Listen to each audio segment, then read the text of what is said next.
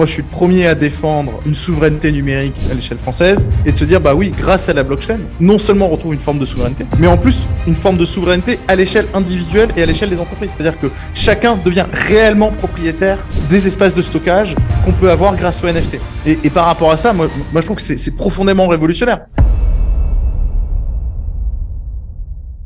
Oui, aujourd'hui, on reçoit Clément Techie, qui est cofondateur de Ternoa et CEO de Capsule Corps Lab. Et c'est cet aspect-là qui va nous intéresser chez Clément, parce qu'on a déjà interrogé quelqu'un de chez Ternoa, le cofondateur, Michael Canu, qui nous a parlé plutôt du côté capsule du temps, où on pouvait, on vous encourage à écouter l'épisode. Les capsules permettent de transmettre ses cryptoactifs à sa descendance, par exemple, dans le temps. Avec de la confidentialité. Avec de la confidentialité. Mais là, ce qui nous intéresse avec Clément, ça va être les usages des NFT, parce que Capsule Corps s'intéresse énormément aux NFT, à cette technologie et aux usages que les entreprises peuvent en tirer finalement. Donc on va parler d'abord différence entre crypto-monnaie et token, d'ailleurs, Clément va nous en parler, et puis on va voir comment les tokens peuvent servir votre fidélisation client en entreprise, comment les tokens peuvent servir l'infrastructure et aussi les tokenomics, la fameuse répartition des tokens quand on déploie dans une entreprise des tokens pour financer un produit, un service, etc. Bonjour Clément, merci d'avoir accepté notre invitation. Bonjour, merci pour l'invitation également et bonjour à tout le monde. Avec plaisir Clément. Alors Clément, comme Benjamin l'a dit, on a enregistré avec Michael Canu,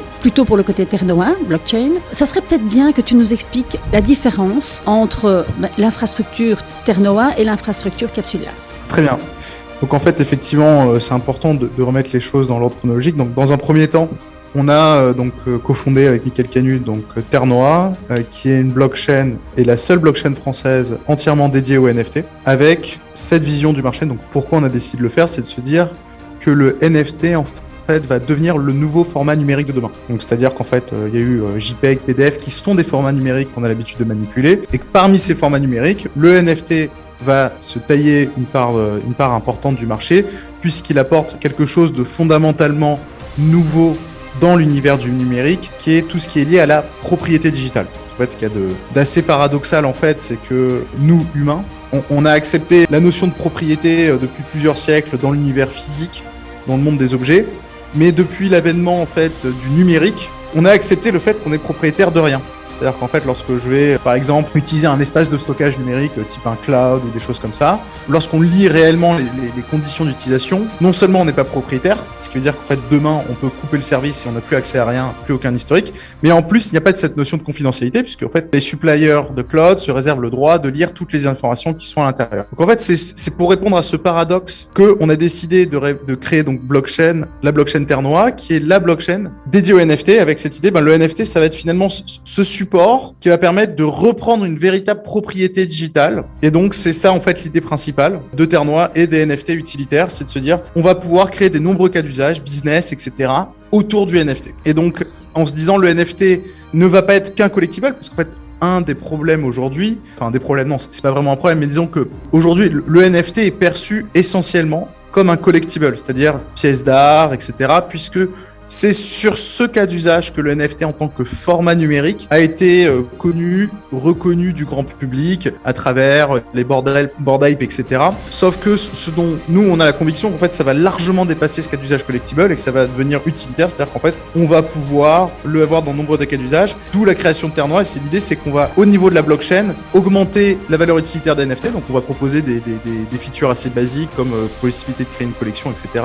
Deuxième feature un peu plus avancée. Donc, on va prendre le NFT, on va pouvoir se dire, en fait, on va pouvoir le secouer un petit peu dans tous les sens, c'est-à-dire le fractionnaliser, c'est-à-dire prendre un NFT, le découper en plein de petits morceaux et ensuite pouvoir le redistribuer, ce qui est très intéressant pour l'exercice de collatéralisation de biens physiques, par exemple. On va pouvoir faire du renting, du borrowing, c'est-à-dire que je prends un NFT, je peux le prêter à quelqu'un. Donc, on peut imaginer beaucoup de choses. Je te coupe parce que tu rentres déjà à fond dans le détail de notre épisode et c'est effectivement le cœur de ce dont on va parler. J'aimerais juste revenir, un tout petit peu en arrière. Tu as raison, le NFT a un problème d'image et ça, on le répète depuis qu'on a lancé ce podcast. Les gens, et forcément, parce que la presse accentue à fond là-dessus, imaginent que le NFT avec une petite bête dessus ou alors un humain ou alors une photo de profil, voilà, pour faire simple. Et les gens sont axés là-dessus parce que c'est comme ça que le NFT a démarré sa carrière, si je puis dire, en étant photo de profil. Or, évidemment, la technologie sous-jacente du NFT est bien plus puissante et va permettre des usages incroyables en entreprise. Et ça, on va en parler tout de suite. Juste pour répondre pour la question de Claudia, Capsule Corps. Donc toi, tu diriges Capsule Corps. Que fait Exactement. Capsule Corp de très différent par rapport dans Ternoa? Alors en fait, c'est deux structures différentes. Enfin, pour être assez transparent, Capsule Corp Labs, c'est une filiale de Ternoa. Et donc l'idée, c'est qu'il y a Ternoa la blockchain avec cette proposition de valeur. Et donc nous, c'est basé sur l'expérience de la création de Ternoa, donc la blockchain, qu'on a créé. Donc Capsule Corp Labs, qui est à la fois un cabinet de conseil en stratégie, qui va aider les grands groupes à comprendre sur comment se positionner sur le marché du Web3, des NFT, de la crypto. Donc l'avantage, c'est que nous, on s'appuie sur le fait d'avoir fait une blockchain qui est aujourd'hui à l'échelle internationale. Lorsqu'on prend tous les projets crypto, on est dans le top 8% mondial en termes de market cap. Donc c'est fort de cette expérience d'avoir fait un projet qui est top 8% mondial qu'on peut donner des conseils. Donc ça, c'est très important. Donc c'est vraiment une approche conseil, mais d'anciens faiseurs et de faiseurs actuels. Et c'est fort d'une expérience de grosse dans cet écosystème qu'on peut donner des bons conseils. Et derrière, en fait, on a la capacité de transformer le conseil en phase de construction, c'est-à-dire qu'en fait, on a des équipes de développeurs, du UX, de designers, etc., qui permettent de transformer l'idée en produit et de le commercialiser.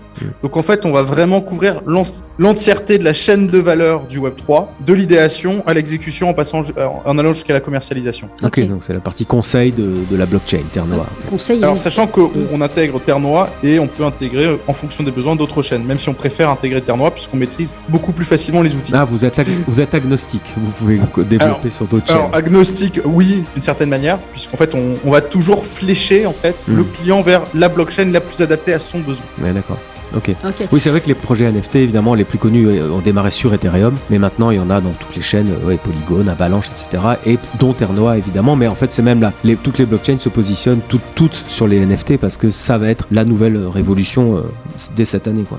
Clément, moi j'ai une question parce qu'en fait tu as déroulé tout de suite et tu as dit tellement de trucs que je reviens en arrière. Parce que tu as parlé de la confidentialité des données sur le cloud. Par exemple, quand je mets mes données sur le cloud Amazon ou Google Drive. Évidemment, en conditions générales de vente, personne ne les lit jamais. Et là, tu viens de soulever un lièvre. Oui, tu viens de soulever un lièvre en disant que finalement, ils avaient le droit d'accéder à nos données. Est-ce que si on se projette ou pas, si on se projette dans quelques mois ou dans quelques années, parce que ça va très vite, est-ce que tu penses que la technologie NFT pourrait, pour les entreprises, devenir le nouveau cloud où on stocke nos données de façon confidentielle, tout en restant propriétaire? Est-ce que tu penses que ça pourrait être une des évolutions du NFT? Alors, c'est pas que je pense, c'est que j'en ai la certitude. Sinon, je serais pas ce que je suis en train de faire actuellement. Non, c'est clairement. Alors, il faudrait voir l'ensemble des architectures parce que je pense que c'était pas adapté à tous les types de données parce qu'en fait, aujourd'hui, il y a une telle masse de données. Moi, je vais vous prendre l'exemple des entreprises. Vous voyez, je sais pas moi, l'ensemble des échanges entre personnels, est-ce que c'est très important? Est-ce que c'est très important de se dire j'ai une confidentialité de la donnée sur les 360 photos que j'ai pris de mon chien à la plage cet après-midi avec mon iPhone? Je suis pas certain. En fait, l'idée de la propriété, c'est de se dire aussi, il va falloir faire le tri. Alors du coup, c'est un peu RSE éco-responsable parce qu'en fait, on se rend compte que on n'a pas forcément besoin des milliers de données ou de gigaoctets de données ou de documents. C'est se dire, attendez, au niveau de l'entreprise, quels sont réellement les documents qui sont extrêmement importants. J'ai du mal à croire que toutes les entreprises, 100% des documents soient ultra confidentiels, extrêmement importants pour la survie de l'entreprise, etc. Et donc, c'est de se dire, ce qui constitue le cœur du réacteur nucléaire de mon activité, ça, oui, on va pouvoir utiliser des infrastructures blockchain avec des NFT qui vont permettre de proposer des espaces de stockage chiffrés, sécurisés, avec des protocoles de transfert et des backups qui permettent de dire, OK, j'ai cette solution de backup pour être sûr que oui, je récupère bien mes données grâce aux NFT. Oui, mais je vais plus loin. On sait tous que nos données de santé liées au vaccin du Covid ont été hébergées sur des serveurs Amazon. Exactement. Donc, ce sont des données françaises sur des serveurs américains Amazon. A-t-on l'absolue garantie qu'ils n'ont pas eu accès à ça? Et donc, est-ce que pour ce genre de données, c'est l'avenir? Est-ce que le NFT... Alors, je ne vais pas me prononcer sur l'absolue garantie parce que derrière, ça reste quand même des spéculations. Mais c'est une voie de développement. Je ne veux pas rentrer dans ça, savoir si Amazon peut lire ou pas. Mais une chose est sûre, c'est qu'il y a une terms and conditions qui sont et que c'est pas français. Ça, c'est les seuls trucs qui sont aujourd'hui factuels. Et donc, effectivement, moi, je suis le premier à défendre une souveraineté numérique à l'échelle française et de se dire, oui, grâce à la blockchain, non seulement on retrouve une forme de souveraineté, mais en plus une forme de souveraineté à l'échelle individuelle et à l'échelle des entreprises. C'est-à-dire que chacun devient réellement propriétaire des espaces de stockage qu'on peut avoir grâce aux NFT. Et par rapport à ça, moi je trouve que c'est profondément révolutionnaire, au sens premier du terme, parce qu'une des choses qui était à l'origine de la Révolution française de 1789, par exemple, il y avait 3 piliers, et parmi ces 3 piliers, il y avait la propriété privée. Le fait que l'État de droit, va garantir une propriété privée aux citoyens. Et donc, se dire que dans l'espace numérique, grâce à la blockchain, on va avoir une possibilité d'avoir une véritable propriété privée au sens individuel, pour moi, on touche quelque chose qui est intrinsèquement révolutionnaire. Ah ben la révolution, je vois que tu es un féru d'histoire, ça tombe bien nous aussi. Donc on aurait pu dire liberté, égalité, propriété. En fait, c'était le ça va être le titre du podcast.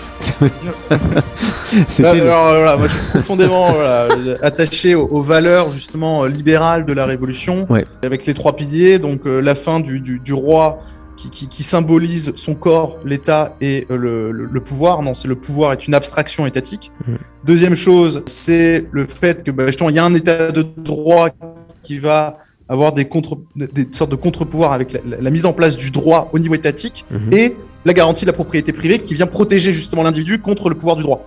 Et donc ça, aujourd'hui, ce sont quand même ces 3 piliers qui conceptuellement fondent l'État moderne français dans lequel on vit, mais grosso modo européen, et se dire, aujourd'hui, grâce à la blockchain, on a la possibilité de retrouver en fait cette sorte d'organisation finalement, mais dans l'univers numérique. Parce qu'en fait, finalement, tout ce qui a été fait, c'est dans le monde physique. Alors c'est très bien parce que jusqu'à présent, le monde était essentiellement physique. Sauf qu'aujourd'hui, il faudrait être fou pour ne pas dire qu'une grande partie de notre vie est numérique. Preuve en est, aujourd'hui, ce podcast qu'on enregistre, il est numérique, il n'est pas physique, même si derrière, il y a une physique. Mais ce que je veux dire, c'est que tous les échanges sont tellement devenus numériques, nos vies, nos documents. C'est-à-dire qu'aujourd'hui, moi, à titre personnel, par exemple, sur une génération par rapport à mes parents, moi, j'ai plus de courrier, quoi. J'ai une boîte mail. En fait, la différence, c'est que peut-être que dans 50 ans, je serais content de retrouver la malle avec tous les courriers, les cartes postales qu'envoyaient mes parents, qui permettent de recréer l'histoire. Alors qu'en fait, tout le paradoxe, c'est que la boîte mail, les espaces de stockage, c'est chasse d'eau, en fait. C'est perdu, c'est des choses qui ne sont pas durables, c'est des choses dans lesquelles on n'a pas accès tout le temps, qu'on peut pas transmettre, etc.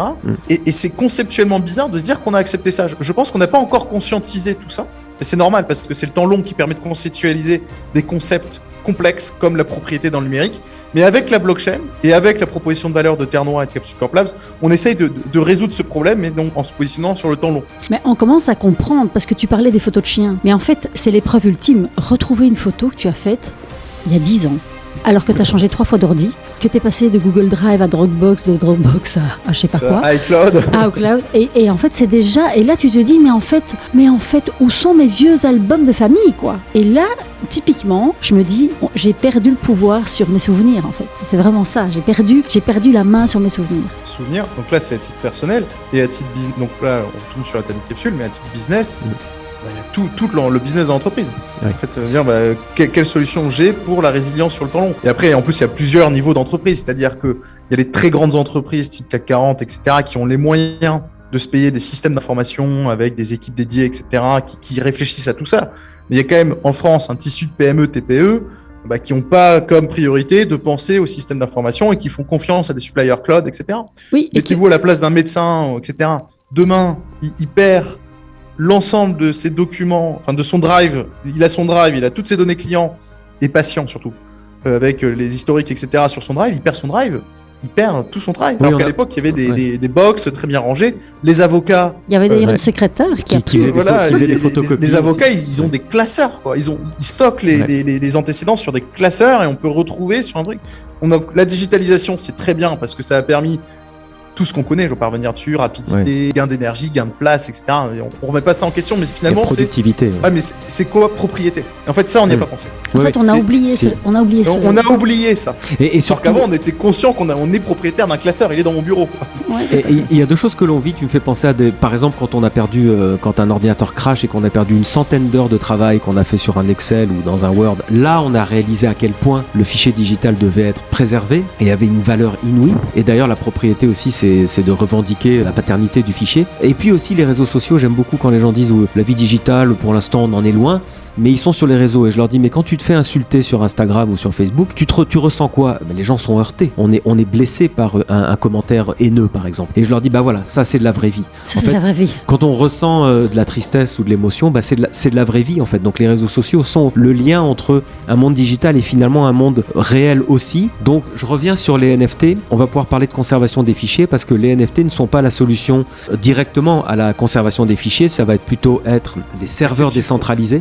Donc donc justement, j'ai l'impression que la blockchain et les NFT ont poussé ce nouveau système qui est une sorte de cloud mais décentralisé. On n'est plus chez Apple ou chez Amazon. On est chez des milliers et des milliers d'intervenants qui mettent à disposition leur disque dur pour sauvegarder nos fichiers qui vont être un peu fractionnés. Je rentre pas dans le détail, mais ils vont être cryptographiés, ils vont être fractionnés, ils vont être disséminés ils vont être hachés comme on dit en crypto, un peu comme de la viande. Chiffré, c'est ce qu'il y a de plus simple. Chiffré, c'est le mot le plus simple, plutôt crypté, cryptographié, etc. On dit chiffré, t'as raison. C'est le mot qui met tout le monde d'accord.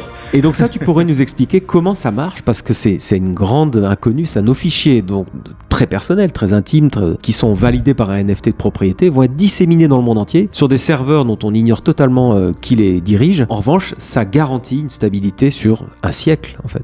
Alors, j'essaie d'expliquer, sachant que je suis pas technicien à la base. Donc, mais ça tombe bien, pas de technicien. Je vais essayer de simplifier au maximum. Le principe, oui, le principe. En fait, ce qu'il faut imaginer, c'est qu'il y a plusieurs couches d'architecture qui se superposent. Donc moi, je vais expliquer ce qu'on a fait chez Terre Noire, parce que nous, c'est vraiment notre proposition de valeur, et on est les seuls à proposer ça.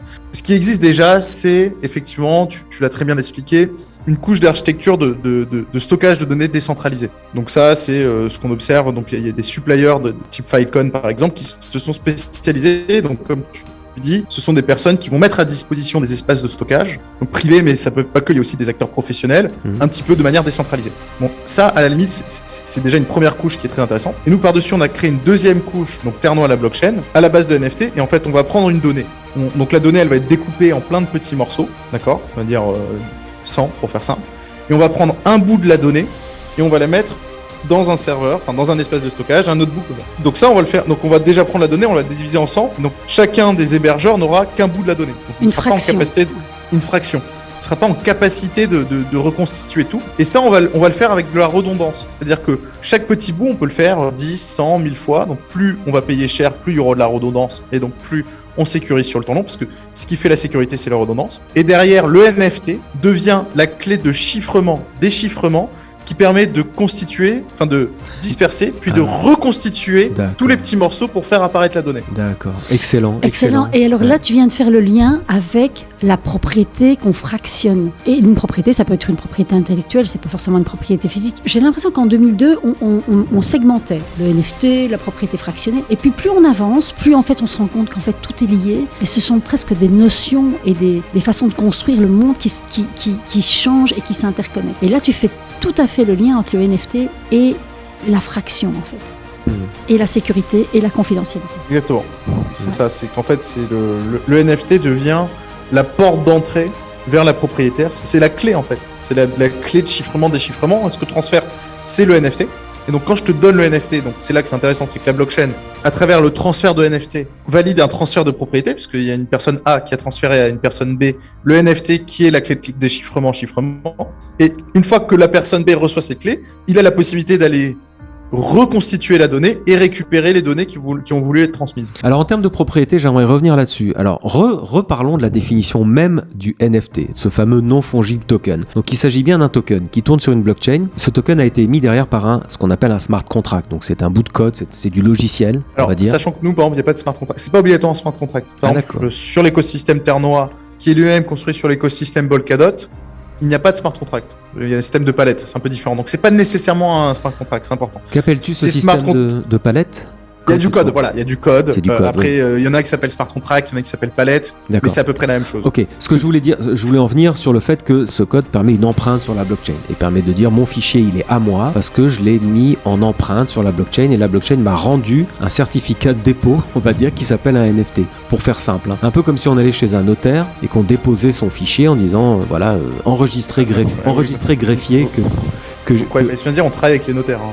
Ah oui, bah voilà, c'est ça. Et parce que on appelle ça le grand notaire du monde, la blockchain. Et donc, quand j'essaie d'expliquer les NFT, je leur dis, imaginons que vous ayez un fichier, vous allez chez tous les notaires du monde entier, donc les 8 millions de notaires, pour leur dire ce fichier, enregistrez-le dans votre pays. Et c'est ce que permet la blockchain, comme elle est mondiale. En fait, on peut d'un seul coup, dès qu'on l'a enregistré sur une blockchain, dire à un Australien, un Japonais, un Italien, ce fichier est à moi, allez voir sur la blockchain, vous verrez. Mais justement, Clément, parlons des cas d'usage concrets. Par exemple, est-ce que tu peux parler de ton cas d'usage avec les notaires ou c'est confidentiel ? On peut en parler. Ok. Donc, Alors, en fait, ce qu'on va développer, c'est très simple, c'est reprendre l'idée qu'on a. Donc, c'est-à-dire qu'en fait, nous, on va développer une web application, d'accord, avec simplement une représentation de coffre-fort, un petit dessin de coffre-fort. Donc, l'idée, c'est que ça sera une solution qui sera distribuée par les notaires. Les personnes pourront cliquer sur, avoir accès à leur espace personnel, cliquer sur un coffre-fort qui est un NFT, mais ils ne le sauront pas.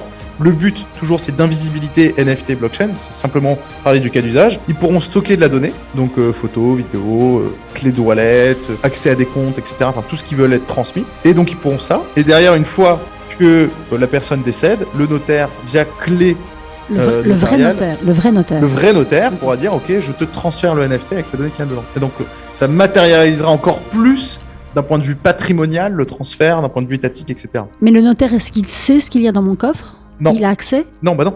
C'est un coffre-fort numérique. C'est-à-dire que de la même manière que lorsque je vais acheter un coffre-fort et que je le stocke dans une banque ou en Suisse ou chez le notaire, on ne sait pas ce qu'il y a dans le coffre-fort. On sait qu'il y a un coffre-fort.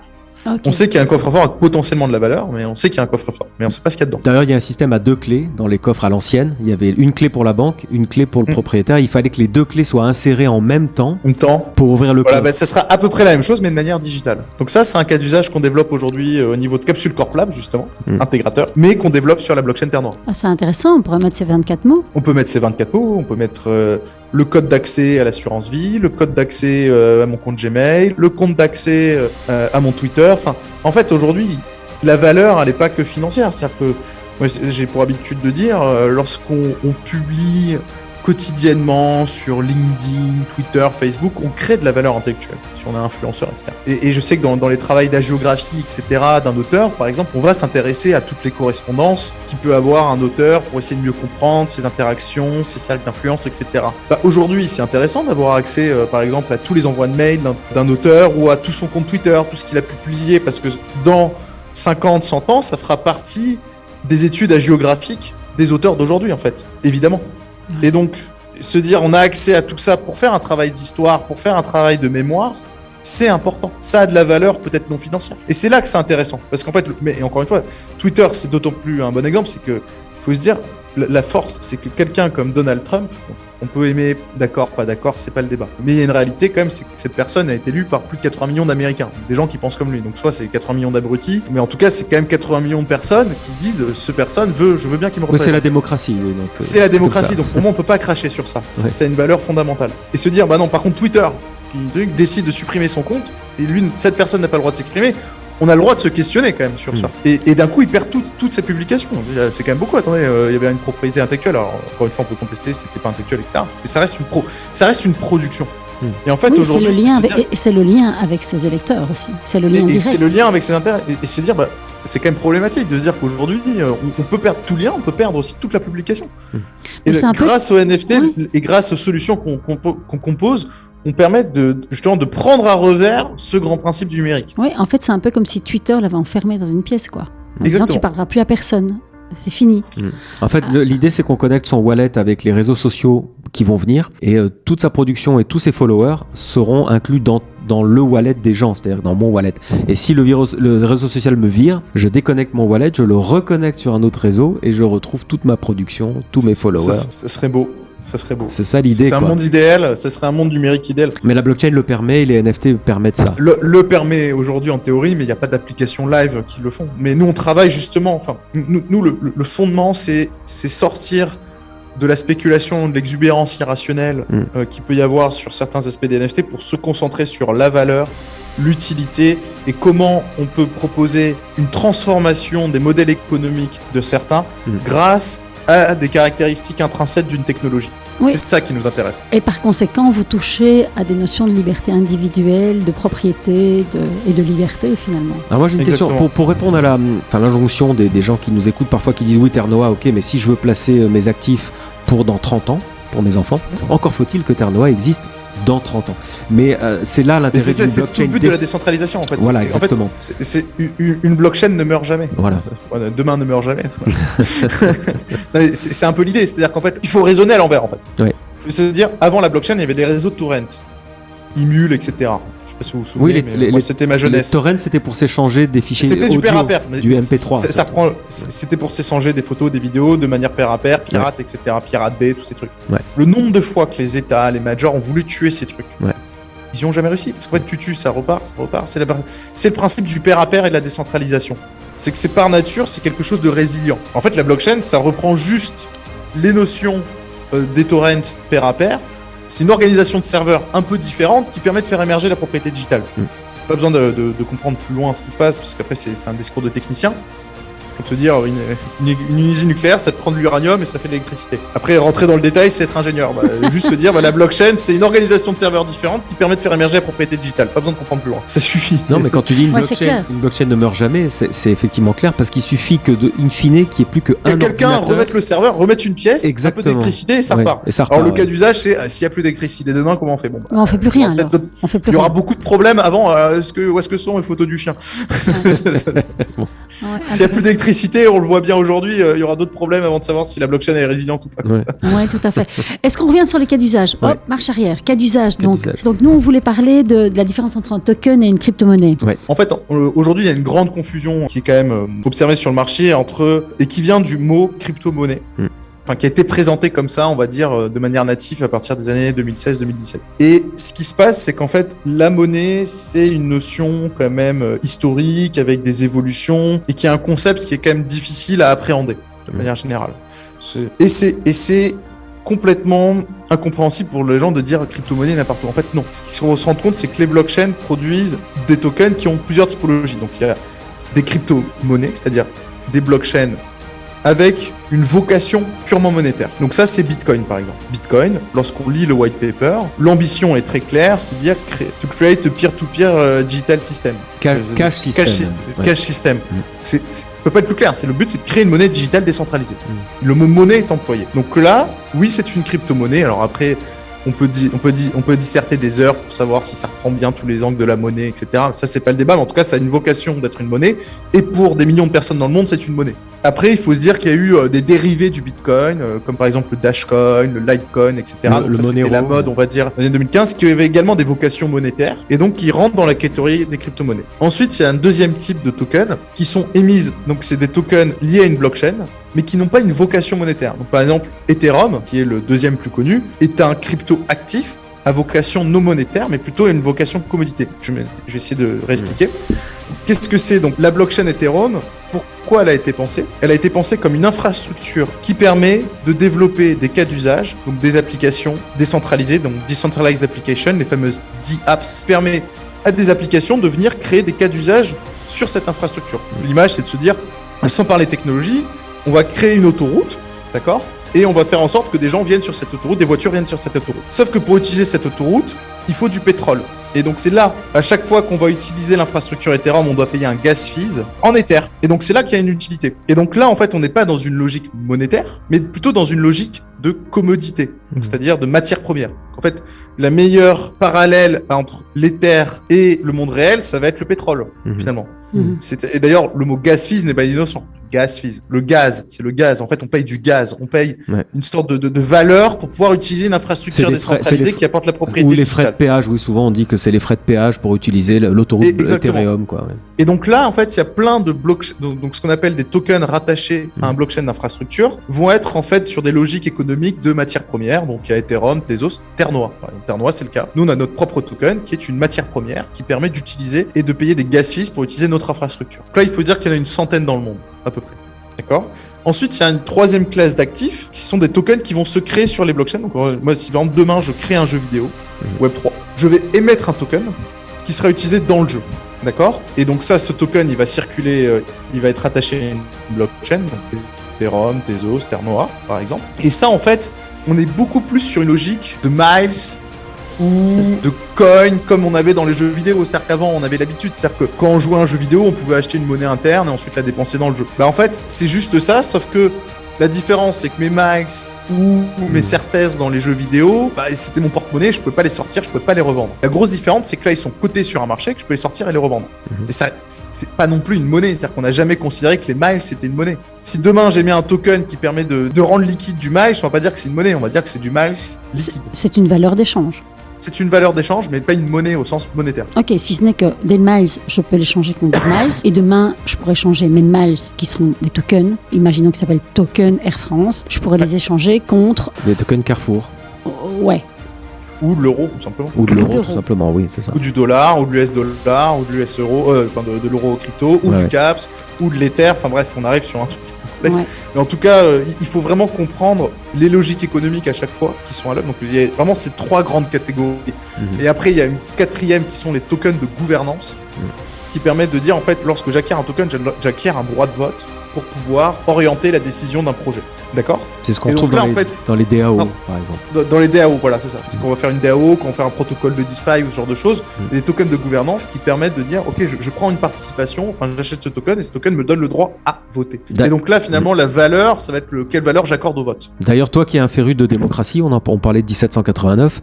En général, dans les DAO, qui sont des associations d'individus qui se distribuent des tokens de vote, en général, tu as un token égale un vote, mais on s'aperçoit bien sûr que la démocratie, c'est fastidieux. Plus de gens ont de tokens et plus ils ont de droits de vote. Et en général, souvent, c'est parfois des institutions ou des banques ou des grandes boîtes qui ont la plupart des tokens et qui peuvent décider de l'avenir du protocole, etc. Bon, on pourrait faire un podcast là-dessus tellement c'est On peut pas, mais après, c'est philosophique. Enfin, c'est philosophique. Non, Après. mais Ouais, on peut partir là-dessus. Moi, je trouve ça très intéressant, on n'a jamais abordé. Oui, c'est vrai. Le suffrage censitaire, ça a quand même existé en France. Ouais. En fait, aujourd'hui, la démocratie blockchain, entre guillemets, si on doit un truc, c'est plutôt une démocratie censitaire. Oui, il va y avoir un droit de vote qui est en général pondéré au pouvoir d'achat, enfin c'est-à-dire au nombre de tokens qu'on représente. Ouais. Donc à Alors, l'argent qu'on a eu pour les avoir. Exactement. Après, bon, c'est bien, pas bien. Encore une fois, c'est des débats philosophiques et auxquels on peut pousser parce que derrière, on est quand même sur des logiques économiques. C'est tout à fait cohérent que dans le monde dans le fonctionnement d'une entreprise, la répartition du capital social donne droit à des droits de vote qui droit à une pondération et ça, tout le monde l'accepte. Ouais, Et mais donc, dans les ce qui est intéressant, c'est qu'en fait, il y a plein de gens qui pensent que la blockchain va construire un monde meilleur, mais pas forcément. Il est toujours à l'image de l'homme. La technologie est à l'image de l'homme. Oui, non, mais de toute façon, la technologie ne construit pas des mondes meilleurs, ça n'existe pas. Enfin, c'est-à-dire que la technologie, en fait, les gens confondent de manière générale fin et moyen. C'est-à-dire qu'on va se dire, on pense la fin, mais en fait, c'est juste un moyen. C'est toujours la même chose. C'est-à-dire que, oui, la blockchain, comme toute technologie, est un moyen qui peut arriver à des fins. Mais c'est pas la fin qui va justifier le moyen. Vous voyez ce que je veux dire? On confond l'outil et la destination. Exactement. Donc, c'est-à-dire, moi, je prends son exemple avec un marteau. Je peux clouer un clou et fracasser la tête de quelqu'un. Ouais. Dire, dans ce cas-là, on interdit les marteaux parce que quelqu'un s'est fait fracasser. Bah non, c'est juste qu'il a mal utilisé l'outil. C'est toujours la même chose. Hein. Ça, c'est utopique de croire qu'on peut changer le monde avec une techno. Ouais. C'est pas la techno qui change le monde, c'est l'usage d'une technologie. C'est le mot usage qui est très important. Ouais. Donc bon, ça c'est un beau sujet, mais presque effectivement philosophique. Mais en tout cas, c'est intéressant d'en parler, de dire aux gens, c'est la blockchain, on retombe dans les travers des humains, le travers des organisations humaines. Ça permet de fluidifier l'organisation, mais ça ne résout pas tous les problèmes. Alors justement, tu nous as fait une bonne transition avec le quatrième cas, dans le troisième cas d'usage, qui est les tokens de jeux vidéo qu'on bâtit sur une blockchain robuste, comme Ternoa, Ethereum, etc. Donc le jeu vidéo bien sûr, mais aussi les cartes de fidélité d'une entreprise. Tout. Les miles, les cartes de fidélité, Voilà. tout en fait. Tout peut devenir tokenisé. Tokenisé. En Et fait. donc, ouais, c'est ça, c'est la tokenisation des actifs. Et ça, c'est un boulevard immense qui s'ouvre à toutes les entreprises qui nous écoutent. C'est de commencer à imaginer de récompenser vos clients pour leur fidélité, par exemple. De justement les récompenser. Parce Par que... des tokens. Oui. D'abord de les Exactement. récompenser et de leur donner des tokens qui vont ensuite, ces tokens, comme ils sont sur une blockchain mondialisée, ils vont pouvoir être en interaction avec peut-être même carrément des dollars ou de l'euro s'ils veulent revendre leurs tokens, ou alors des tokens en interaction avec des tokens d'autres marques, d'autres institutions, etc. Et là, on parle de quelque chose que nous, qui est live chez Capsule Corp Labs. Mais c'est un cas d'usage qu'on a développé dans le secteur du jeu vidéo, par exemple. Ouais. Donc ça, c'est public, c'est Tap Nation, qui est le troisième plus gros éditeur de jeux vidéo français sur le segment jeu hyper casual mobile. Et l'idée, c'est de se dire, la problématique dans le jeu hyper casual mobile, donc pour ceux qui connaissent pas, c'est juste les petits jeux gratuits, vous savez, qu'on télécharge. On va y jouer un petit peu, c'est gratuit. Et après, le modèle économique de ces jeux, vu que c'est gratuit, c'est d'avoir de la publicité pendant le jeu et on se rémunère sur le temps de passer en publicité. Et donc, plus un joueur va jouer à un jeu vidéo longtemps, plus il va être exposé à de la pub et donc plus il y aura de la rentabilité sur le jeu. Modèle économique de comment je fais pour capter l'attention d'un joueur le plus longtemps La possible. rétention. la fameuse rétention. Et donc là, donc nous, on a intégré à leur jeu un token, donc le CAPS, en l'occurrence le token de Terre Noire, dit en fait, t'as joué une semaine, donc t'es arrivé niveau 80, si tu passes niveau 100, t'auras le droit à 10 tokens. Et ce qu'on va tester, c'est la sensibilité du joueur, l'élasticité, on va dire, temps qu'un joueur est prêt à passer en plus pour pouvoir être rewardé. Et l'idée, c'est simplement résoudre une équation.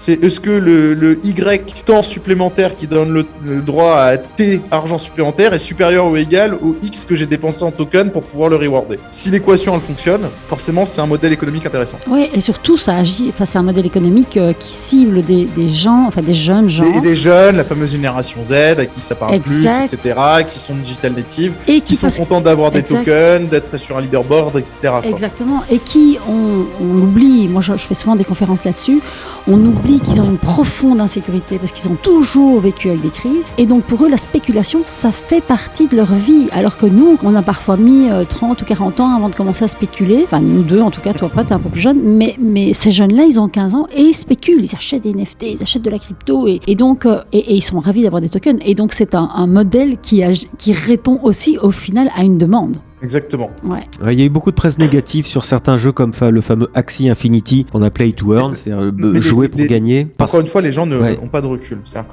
Axie Infinity, qu'est-ce qui s'est passé ? C'est un jeu qui a connu une grosse, on appelle ça hype à un moment donné, donc ça monte, les gens jouent, ils gagnent de 1.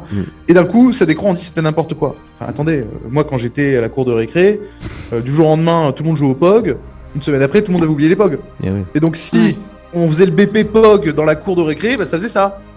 C'est le principe des jeux en fait. C'est que les jeux, d'un coup, tout le monde se prend de passion pour Pokémon, on sait pas trop pourquoi, mais du jour au lendemain, il y a un autre jeu qui sort, donc tout le monde se prend de passion pour un autre jeu. Et finalement, si en fait, historiquement, on avait attaché un token à Pokémon et à Final Fantasy, on aurait observé les mêmes choses. C'est-à-dire que d'un coup, le jeu sort, tout le monde joue, c'est génial. Du jour au lendemain, il y a un nouveau truc, Enfin, c'est l'histoire des jeux, quoi. Enfin, les jeux ne durent pas dans la durée. Oui, en fait, ce que tu veux dire, c'est que le token n'est pas forcément fait pour être spéculatif. Il n'est pas fait pour. Mais il est spéculatif par définition. Enfin, le token de jeu va être spéculatif puisqu'il va être adossé au succès d'un jeu. Mais il faut bien prendre conscience qu'un jeu ne dure pas. Et forcément, si on dit la valeur de ce token dépend du nombre de joueurs dans le jeu, il faut s'attendre que lorsque le jeu sort, il y ait 10 millions de joueurs, mais 3 mois après, il y ait 0. Oui, c'est l'histoire des jeux vidéo. C'est ce que dit Claudia, cette génération Z et Alpha, les jeunes entre 5 et 25 ans aujourd'hui, on comprenne ces phénomènes. Ils sont habitués à ça, ils savent très bien qu'il y a la hype, alors ils le revendent. Et puis c'est pas ça, c'est que ce sont des générations qui ont des cerveaux hyper sollicités tout le temps, et donc il n'y a pas de fidélité. Il n'y a pas de fidélité en entreprise, mais il n'y a pas de fidélité sur le digital aussi. Ils passent d'une plateforme à l'autre, d'un jeu à l'autre, et pour eux c'est normal. Alors que nous, on était plutôt, on se disait ok, non j'y suis, j'y reste quoi. Mais pas du tout. Et quand on a compris ça, on trouve ça normal. Et souvent ceux qui jugent, c'est pas ceux qui jouent. Donc, justement, Claudia parlait d'infidélité sur le jeu, infidélité sur les marques finalement, mais donc sur les blockchains, est-ce qu'on peut parler d'interopérabilité ? C'est-à-dire, si j'ai un NFT sur Terre Noire et que j'aimerais l'amener sur Ethereum par exemple, parce que j'ai un wallet MetaMask comme tout le monde, donc je suis sur Ethereum, j'allais dire comme tout le monde, même quand on commence à rentrer dans les NFT, quand on s'achète son premier NFT, en général c'est sur OpenSea, donc ça va être soit sur Polygon, maintenant Polygon, Ethereum, mais tu vois pas forcément Terre Noire aujourd'hui. Est-ce qu'on pourrait passer d'une blockchain à une autre ? Alors c'est un peu technique, sans rentrer dans la technique. Est-ce que donc c'est prévu ? Est-ce que c'est prévu à moyen terme ? Terre Noire, nous, a été pensé pour l'interopérabilité. Ok, donc c'est déjà intégré dans le système. Non, c'est pas encore intégré, mais ça va être intégré. Ah oui, ok. Donc c'est à moyen terme. Il faut juste encore une fois, il faut bien se rendre compte que c'est du temps long. Enfin, une blockchain, il y a 2 ans de R&D avant de sortir la blockchain live avec les premières features. C'est un temps normal de développement. On regarde les grandes blockchains, c'est entre 2 et 5 ans pour sortir les features de manière live. C'est du temps long. Parenthèse, d'ailleurs, c'est pour ça qu'on a eu la chance d'accueillir à notre capital Omnes Capital, qui est le premier fonds français de la Deep Tech. Et quand on dit Deep Tech, pourquoi ? Parce que c'est ordinateur quantique, etc. Donc des cycles de production qui demandent un capex important en R&D pour arriver à une infra et après commercialiser. Donc voilà, encore une fois, l'interopérabilité, oui, mais dans quelques années peut-être, parce qu'il faut le temps de mettre de la R&D. C'est des choses très compliquées, abstraites, avec des développeurs qui sont difficiles à trouver à l'échelle mondiale, etc. Enfin voilà, c'est pas des choses qui vont du jour au lendemain, mais c'est normal parce qu'on parle d'infra, c'est-à-dire vraiment la base de la base de la base qui est le plus compliqué à construire. Ouais. Ouais, c'est l'objectif en tout cas. Moi j'aimerais revenir sur la fidélisation du client en entreprise parce que ça c'est quand même les enjeux d'aujourd'hui et de demain puisqu'on sait que l'or aujourd'hui c'est l'attention, donc on parlait de la rétention et donc c'est comment si je trouve le moyen de les fidéliser et donc de les récompenser, comment je les fidélise, comment je les garde chez moi quelque part, comment ils ont envie de rester chez moi. On a enregistré un super épisode avec Casino qui ont travaillé justement sur cet aspect de la fidélité. Tout le groupe Casino. Ouais. De la récompense des clients. Et je lui disais, mais finalement, c'est vrai, aujourd'hui, tu vas faire des courses et tu reçois des tickets de trucs gratuits, de trucs que tu bois jamais, que tu ne manges jamais. Donc, tu es frustré parce qu'en fait, toi, tu es un bon client, mais tu reçois toujours des trucs qui finissent à la poubelle. Et donc, c'est effectivement comment demain, je vais pouvoir échanger En fait, c'est des bons d'achat. Fidéliser en disant simplicité, il faut que ça soit cool, il faut que ça soit simple, utile, et avec cette notion de communauté. C'est-à-dire qu'en fait, ce qui est à la base du Web3, c'est la création de communautés, de Discord, etc., dans lequel les gens peuvent échanger et se sentent comme faisant partie d'une communauté. Alors, et ça, je pense que... Ouais, je suis d'accord et je suis pas d'accord. Parce que ça dépend qui est ta cible.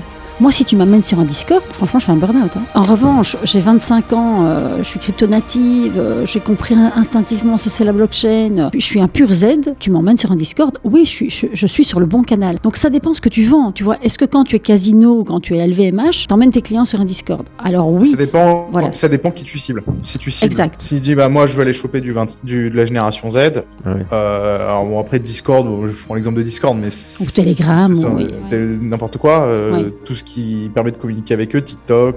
Et ensuite, si tu vises une autre catégorie d'âge, l'idée c'est de se dire quel est son besoin et comment le token, le NFT peut répondre à un vrai besoin. Alors moi, je connais pas les problématiques de Casino, donc je pourrais pas m'avancer, mais imaginons, on se dit, on est sur quelque chose de mass market où l'objectif c'est de faire baisser les prix parce que le marché du retail, c'est plutôt un marché de prix bas, donc qui va offrir les prix les plus bas entre Carrefour, Casino et Lidl ou autres. Donc se dire, si je propose un programme de feed, je dis, si les gens ils retournent chez Casino et en fait ils ont des petits pourcentages, ils ont un petit truc en plus, ils ont un token qui peut être facilement utilisable à la caisse pour faire des réductions, etc. Sans parler de Discord, etc. Mais avec une application mobile hyper simple, parce que quand même aujourd'hui il y a quand même un taux de pénétration du smartphone en général qui est plutôt élevé. Oui, je pense que là on trouve la possibilité d'aller fidéliser des gens. Oui, tout à fait. Est-ce que tu as des exemples, toi, parmi donc chez Capsule Corp, dans ce domaine-là, soit retail ou des exemples de fidélisation, enfin des clients qui t'ont demandé ça en cahier des charges? Oui, mais je peux pas trop communiquer dessus parce que c'est confidentiel. Sans parler de la marque, alors juste la démarche. Ils arrivent avec un cahier des charges bien construit, ils savent exactement quel type de token. On parlait un peu de tokenomics, enfin on aimerait qu'on parlait de tokenomics. Est-ce qu'ils te disent on veut émettre 100 000 tokens, on veut les distribuer? Alors il y a quelques-uns qui nous disent, après c'est toujours compliqué pour des grands corporates d'émettre un token parce qu'il y a des risques réglementaires, des risques de marché, des risques d'image de marque. Quelque chose auquel on va toujours prévenir, attention, il faut être sûr qu'on accepte de prendre ce risque, qu'on mette bien en collatéral du token des actifs de la boîte. Enfin voilà, ça c'est des choses qu'on conseille, quoi. Ouais. Après, moi je pose une réflexion, c'est que la blockchain est listée depuis post-Covid, donc plus ou moins 3 ans.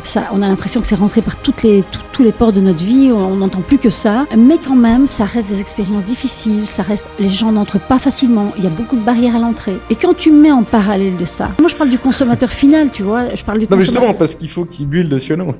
Ouais, parce que j'ai remarqué, ça fait plusieurs fois que tu parles d'une expérience via une application facile, on se rend pas compte, on achète un NFT mais on se rend pas compte. Donc j'ai l'impression que tu es déjà ce que nous on aime bien appeler le troisième layer, celui qui est face à la technologie. Ah oui, nous la vision c'est de se dire, il faut invisibiliser la technologie. Ah, ça j'aime bien. Il faut même pas parler d'NFT blockchain, ça sert à rien. Enfin, je veux dire, de la manière qu'aujourd'hui, lorsqu'on parle de mail, j'ai l'habitude de dire, on ne va pas dire, on parle pas de la fonctionnement du mail, ou encore plus simple, une voiture. Quand on dit je prends une voiture, c'est pour me déplacer. Quand on va parler, si on devait expliquer la voiture à quelqu'un, on dit c'est un outil motorisé qui permet de déplacer des personnes d'un point A à un point B. Oui, on va pas expliquer le fonctionnement d'un moteur à explosion. Et mais moi, je parle même pas que le devoir d'expliquer ou pas. C'est que quand tu prends ton mail, tu ouvres ton ordi, tu fais un clic, tu es sur Gmail, tu envoies tes mails. Et donc, c'est la porte d'entrée qui doit être facilitée. C'est l'expérience utilisateur, l'usage. Et quand tu vois en parallèle de ça, donc depuis 3 ans, NFT et blockchain partout, même si c'était là depuis longtemps, mais explosion depuis 3 ans. Et en parallèle de ça, tu as ChatGPT qui arrive. Alors, 3 semaines, on est tous super accros. Et en 3 semaines, on est là à se dire, attends, il a bugué, mais moi je suis prêt à payer.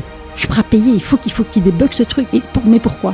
Parce qu'en fait, l'expérience utilisateur, elle est tellement fluide, elle est tellement efficace, elle est tellement rapide, elle correspond tellement à notre vie. Et donc, c'est vivement le 3e layer, celui que Ternoa va déployer, quoi. Nous, c'est un axe de recherche hyper important, l'UX et l'UI. C'est-à-dire comment on fait pour proposer des expériences utilisateurs les plus simples possibles. Ouais, donc justement, est-ce qu'on peut parler de ça? Parce que on voit bien que les expériences, nous on a reçu le Printemps qui a émis des NFT, ils ont bossé avec Ariani qui a développé un wallet sur l'iPhone ou sur Android, enfin bref. Et donc les gens, donc Printemps disait, vous recevrez un NFT mais il faut downloader l'application mobile et boum, tu ouvrais ton application mobile qui te disait, bingo, vous avez gagné un NFT. Donc ça c'est très fluide parce que downloader une application sur son mobile, ça tout le monde sait le faire. Alors, en principe, tout le monde sait le faire. Et donc il suffit de dire aux gens, est-ce que vous développez ça, vous, donc des applications sur le téléphone qui vont vous dire, bingo, voilà votre NFT, il est là, il y a une belle image qui le représente. C'est ça un peu votre développement, enfin je simplifie, mais... Alors nous, notre grande force, c'est qu'on maîtrise toute la chaîne de valeur. C'est-à-dire qu'on a la chaîne et on a les outils en front. Donc vraiment, on part du visuel jusqu'au bas. Et donc comme on maîtrise l'ensemble de la chaîne de valeur, parce que c'est des équipes intégrées, forcément, on peut faire des projets hyper adaptés à l'infra et au front. Et donc nous, oui, on a des wallets marque blanche.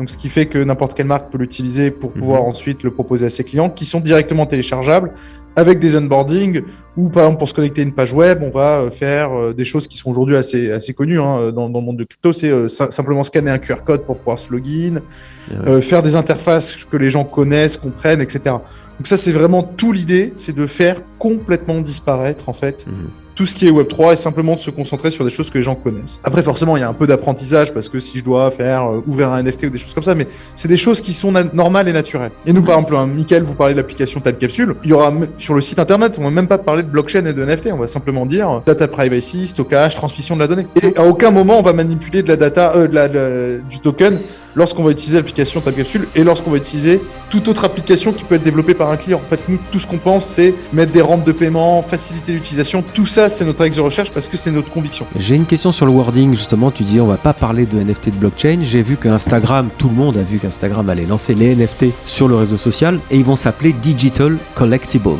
Et je me suis dit, tiens, il y a un effort de wording. Il n'y a pas que d'ailleurs, il y en a d'autres qui commencent à changer le nom. Mais vous, à un moment donné, il faut bien parler de propriété digitale. Donc, il faut bien expliquer aux gens, vous downloadez une appli qui va vous rendre propriétaire d'un fichier ou d'une image ou d'un bon d'achat ou j'imagine que c'est ça. Faut non, parler je propose qu'on laisse NFT parce qu'on s'appelle quand même NFT Business. On va laisser ça comme ça. Non, on va parler Digital Ownership. Ah, vous l'appelez Digital Ownership? Non, The Future of Digital Business, voilà. Ah, voilà. Clément, je t'aime beaucoup. Bon, on arrive à la fin de ce podcast. Bon, Clément, il faut qu'on boucle une deuxième date parce qu'on a encore plein de choses à dire. Ah oui. Et c'était passionnant. Ouais. Et alors... Je suis désolé, je suis assez bavard. Ouais, non, c'est très bien. Mais... Comme c'est un sujet qui me passionne.